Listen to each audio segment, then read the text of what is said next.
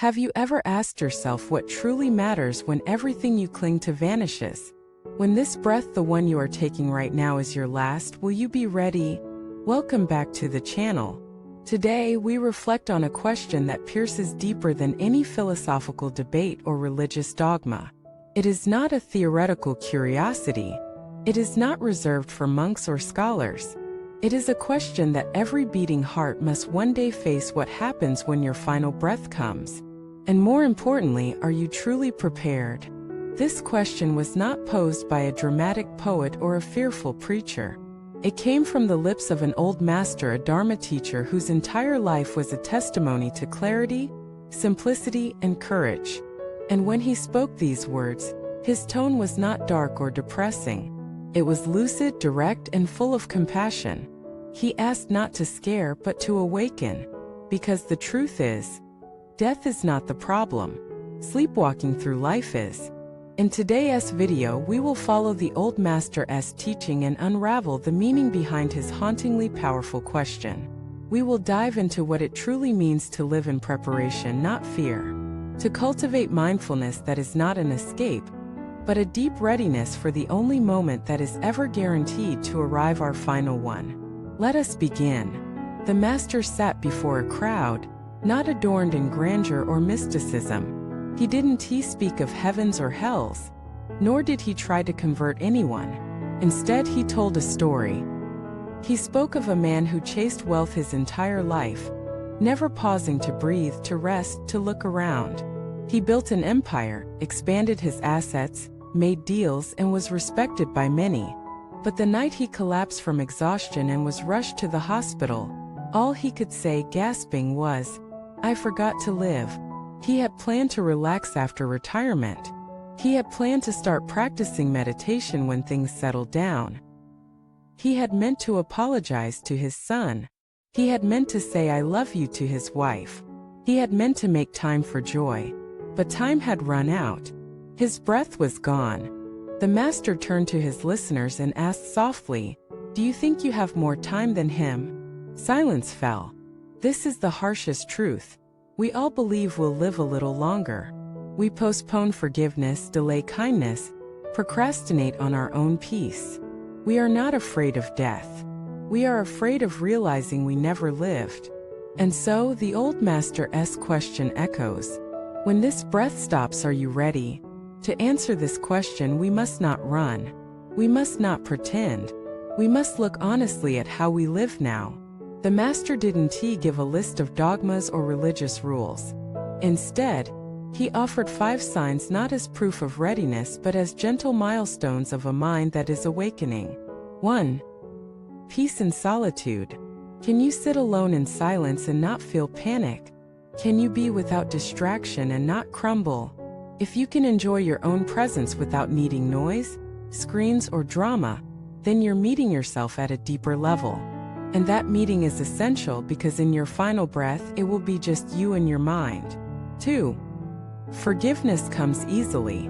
If you find yourself forgiving more quickly, holding fewer grudges, letting go of past wrongs with grace, then your heart is lightening. And a light heart leaves without chains. 3. Gratitude is natural.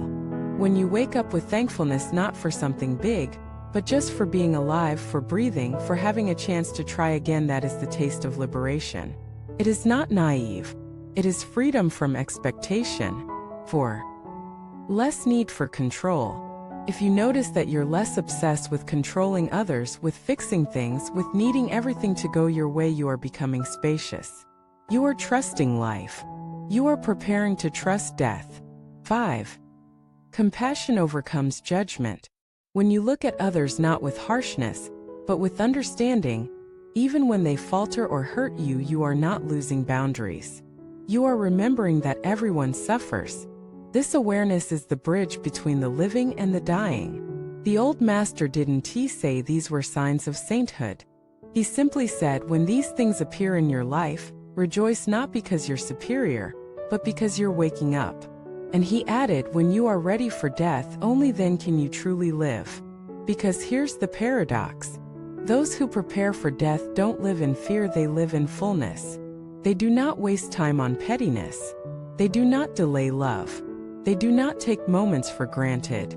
They show up fully. Now, the master then shared another story. A young man once asked him, "Master, I want to be fearless. I want to face death like a warrior. Tell me how to conquer fear."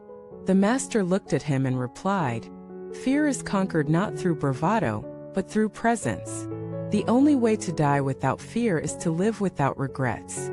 He continued, "Sit every day for a few minutes and imagine your death. Not as a punishment, not as drama, but as a teacher. What would you say to your parents? What would you do differently?